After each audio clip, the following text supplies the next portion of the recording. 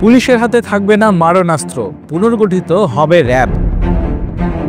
পুলিশের হাতে আর মারণাস্ত্র থাকবে না বলে জানিয়েছেন স্বরাষ্ট্র উপদেষ্টা মোহাম্মদ জাহাঙ্গীর আলম চৌধুরী। তিনি জানান, তাদের কাছে থাকা মারণাস্ত্রগুলো জমা দিতে হবে, তবে মারণাস্ত্র থাকবে শুধু আর্মড পুলিশ ব্যাটালিয়ন APBN সদস্যদের হাতে, কেননা তাদের কাজ কিন্তু অন্য পুলিশের থেকে একটু ভিন্ন।